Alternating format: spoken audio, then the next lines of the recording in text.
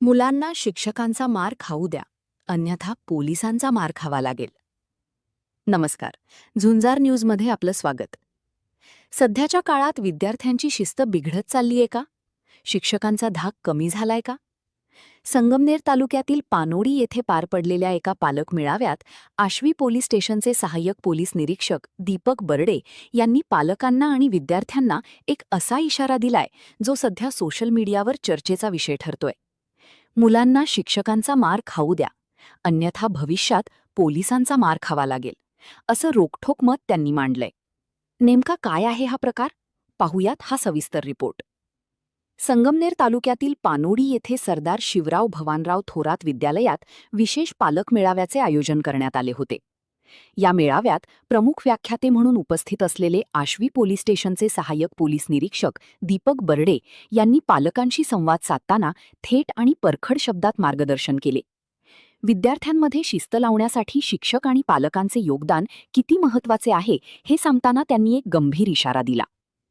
पालकांनी आपल्या पाल्याला शिक्षकांनी दिलेला शिस्तीचा मार खाऊ द्यावा. जर आज तो शिक्षकांचा मार खाऊन सुधारला नाही तर भविष्यात चुकीच्या मार्गाला लागल्यावर त्याला पोलिसांचा मार खाण्याची वेळ येईल. यावेळी दीपक बर्डे यांनी विद्यार्थ्यांच्या भवितव्यावर भाष्य केले. शाळेत किंवा पोलीस स्टेशनला कोणीही हौसेने जात नाही असे सांगत त्यांनी काळ्या कागदाची म्हणजेच गुन्हेगारी नोंदीची भीती घातली. जर एकदा का पोलिसांच्या रेकॉर्डवर नाव आले तर पासपोर्ट, सरकारी नोकरी आणि संपूर्ण भविष्य उद्ध्वस्त होईल अशी जाणीव त्यांनी विद्यार्थ्यांना करून दिली. बर्डे पुढे म्हणाले की जीवनात दोन प्रकारच्या थापा असतात, एक शाबासकीची आणि दुसरी शिक्षेची. तेव्हा विद्यार्थ्यांनी यांचा विचार करावा. तर तुकाराम मुंढे यांच्यासारख्या अधिकाऱ्यांचा आदर्श डोळ्यासमोर ठेवून डॉक्टर, वकील, इंजिनियर, मंत्री, पोलीस बना.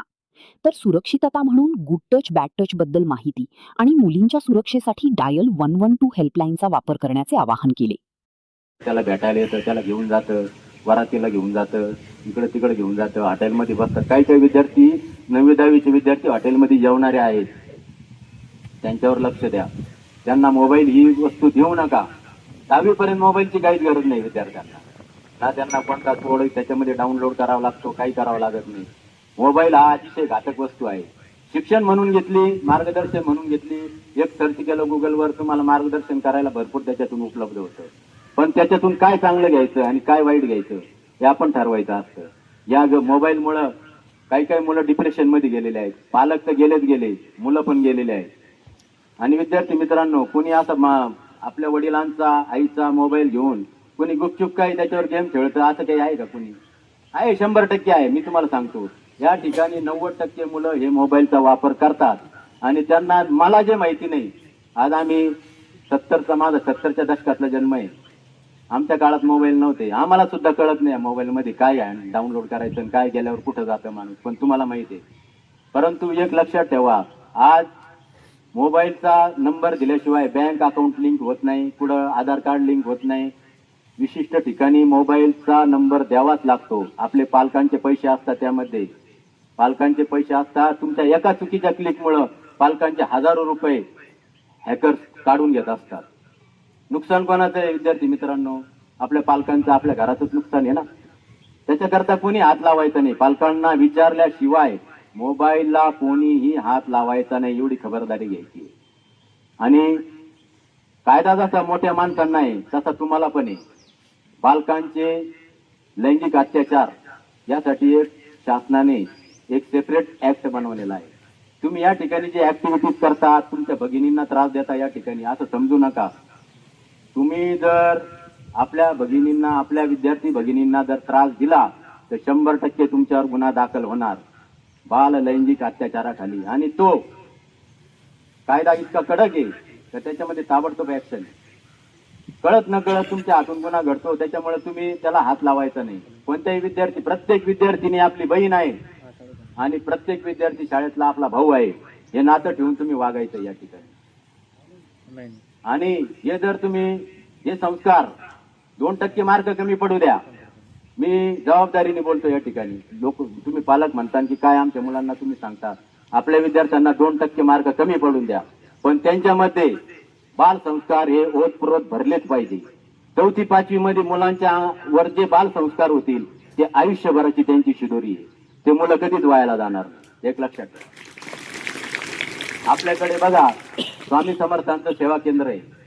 मी असं सांगणार नाही अंधश्रद्धेचा बिलकुल मी विरोधी माणूस आहे, परंतु त्या स्वामी समर्थाच्या केंद्रामध्ये जे बालक जातात त्या ठिकाणी त्यांना जे संस्कार मिळतात ते विद्यार्थी आयुष्यामध्ये कधीच वायाला जात नाही, एवढे लक्षात ठेवा. त्यांच्यावर त्या ठिकाणी संस्कारच केले जातात, त्यांना बाल संस्कार आता त्या ठिकाणी शिकवले जातात. बघा, मी असं म्हणणार नाही विशिष्ट समाजाच्या ह्याच्यामध्ये जा, तुम्ही तुमच्या समाजाच्या ज्याचा जो धर्म असेल त्या ठिकाणी जा, तुम्ही तिथून चांगले संस्कार घ्या. त्या ठिकाणी ते आपले विद्यार्थ्यांना पालकांना एक सांगतोय, आपल्या विद्यार्थ्यांना जे बाल संस्कार तुम्हाला देता येतील 4वी 5वी मध्ये 100% द्या. आपला विद्यार्थी काय करतो त्याचं पुस्तक चाळा, त्याची वहीचे पानं मागचे पानं चाळा. मागचे पानं आहे ना ते विद्यार्थ्याचं. आणि या स्कूलला स्थापन करण्यामागचं जे गावकऱ्यांचं स्वप्न होतं किंवा इथून मागच्या पिढीचं जे होतं ते साध्य झाल्याचं समाधान एक मिळेल. कुठलाही शिक्षक, कुठलेही पालक किंवा कुणीही काम करणारा व्यक्ती त्याला हे वाटत नसतं की आपल्या इन्स्टिट्यूटमध्ये किंवा आपल्या संबंधित क्षेत्रामध्ये काही चुकीचं घडावं. पण ज्या काही गोष्टी मधल्या काळात घडल्या गेल्या त्याचा निश्चितच आम्हाला म्हणजे खाली पाहायला लागणाऱ्या गोष्टी होत्या. कारण जर मुलांना पालक म्हणून तुम्ही संस्कार देऊ शकत नाही आणि सरांनी आणि शाळेने त्यांना घडवावं ही अपेक्षा जर लोकांनी ठेवली तर ती मी म्हणतो चुकीची राहील. कारण मुलांना पहिला संस्कार हा घरात नव्हतो आणि नंतर त्याला शाळा आणि त्याचे शिक्षक वगैरे काय असतील ते सर्व गोष्टी होते. आता बंदोबस्त देवाणघेवाण झाली तर विद्या शोभून दिसते. तुम्ही किती देणारे किती सक्षम आहात आणि घेणारे किती सक्षम आहेत याच्यावर ज्ञानाचा पाया भरला जातो. जर तुम्ही या ज्ञान मंदिरामध्ये येऊन जर असं वर्तन करत असाल तर मग फक्त शिवाजी महाराज की जय, आंबेडकरांचा विजय असो, शाहू फुले आंबेडकरांचं नाव घेऊन भाषणं देऊन चालणार नाही.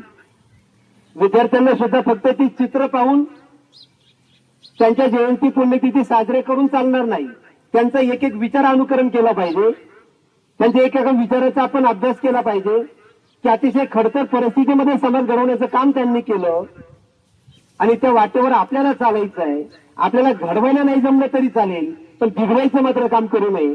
आणि जर एखादा विद्यार्थी असं काम करत असेल बिघडवण्याचं, तर आता पालकांनी तर सर लगेचच भावना व्यक्त केल्या, पण अशी जर वेळ आली तर आम्ही तुमच्या बरोबर आहे. एवढंच नाही तर हा विषय मला असं वाटतंय की आपण ग्रामसभेमध्ये सुद्धा घ्यायला काही हरकत नाहीये. कारण हे बघा, आज एखाद्याला वाटत झाली ही शाळा सह्याद्रीकडे जोडली, ही शाळा इकडे जोडली, ही शाळा आपली आहे. पहिल्यांदा आपण हे समजलं पाहिजे, कारण आपली मुलं शिकतात म्हटलं ती शाळा आपली आहे. आपल्या मुलांना घडवतो म्हणून ती शाळा आपली आहे. तिथे पदाधिकारी कोण आहे यापेक्षा आपली मुलं घडत आहेत आणि म्हणून ती शाळा जर आपली असेल तर ती जपण्याचं काम आपलं आहे. आपल्या पाल्यांना जपण्याचं काम, आपल्या पाल्यांना घरी आल्यानंतर बाबा रे, शिक्षक हे गुरु असतात आणि गुरुचं स्थान आई वडिलांच्या समान आहे. कारण पूर्वीच्या काळी शिक्षकांना मास्तर म्हटलं. कार्यक्रमाचे अध्यक्ष आणि स्कूल कमिटीचे अध्यक्ष विनायकराव थोरात यांनीही विद्यार्थ्यांना ताकीद दिली की आपली शक्ती विधायक कामासाठी वापरा, अन्यथा कडक कारवाईला सामोरे जावे लागेल. तर भगवानराव थोरात यांनी विद्यार्थ्यांची तुलना मातीच्या गोळ्याशी केली, ज्याला शिक्षक आणि पालक या कुंभारांनी मिळून आकार देणे गरजेचे असल्याचे सांगितले. मुख्याध्यापक पोपट सोनवणे यांनी प्रास्ताविकात विद्यार्थ्यांमधील वाढती व्यसनाधीनता आणि विस्कळीत होणारी शिस्त यावर चिंता व्यक्त केली. पालकांनी मुलांना वेळेत जबाबदारीची जाणीव करून द्यावी असे आवाहन त्यांनी केले. या कार्यक्रमाला पोलीस कॉन्स्टेबल गोपाळी, सरपंच गणपत हजारी, सोसायटी चेअरमन बबनराव कराड, विठ्ठल घोडेकर, बाळासाहेब सानप, संतोष चव्हाण, विविध संस्थांचे पदाधिकारी, पत्रकार आणि मोठ्या संख्येने पालक उपस्थित होते. शिस्त आणि संस्कारांच्या या पाठशाळेत पोलिसांनी दिलेला हा संदेश पालकांच्या चांगलाच लक्षात राहणारा ठरला आहे. एकूणच काय तर मुलांच्या भवितव्यासाठी केवळ कौतुकच नाही तर योग्य वेळी दिलेली शिक्षाही तितकीच महत्त्वाची आहे. हाच संदेश या मेळाव्यातून देण्यात आला आहे. व्हिडिओ जर्नलिस्टसह झुंझार न्यूजसाठी संगमनेर. स्वादिष्ट राईस खीर आता घरच्या घरी. सुरुवात करूया राजहंस दुधापासून. पॅनमध्ये दूध गरम करून छान उकळी आणा. आता कढईत तांदूळ हलक्या आचेवर भाजून घ्या. त्याच कढईत राजहंस तूप घाला. यानंतर काजू आणि बदाम घालून सोनेरी रंग येईपर्यंत रोस्ट करा. भाजलेले ड्रायफ्रुट्स बाजूला काढून ठेवा. आता त्याच कढईत मनुके हलकेसे रोस्ट करा. मग त्यात भाजलेले तांदूळ आणि थोडंसं पाणी घालून तांदूळ मऊ होईपर्यंत शिजवा. यानंतर उकळलेलं दूध त्यात घाला. सगळं मिश्रण छान एकजीव करा. आवडीनुसार साखर घालून पुन्हा हलक्या हातानं मिक्स करा. आता रोस्ट केलेले काजू, बदाम आणि मनुके घालून खीर मंद आचेवर उकळू द्या. हळूहळू खिरीला रिच आणि क्रीमी टेक्स्चर येऊ लागतं. तयार खीर बाउलमध्ये सर्व्ह करा. वरून ड्रायफ्रुट्स घालून सुंदर गार्निशिंग करा. प्रत्येक चमच्यात गोडवा आणि घरगुती स्वादाची खास मजा. फॅमिली सोबत नक्की एन्जॉय करा ही रिच राईस खीर. राजहंस, चवीत परंपरा.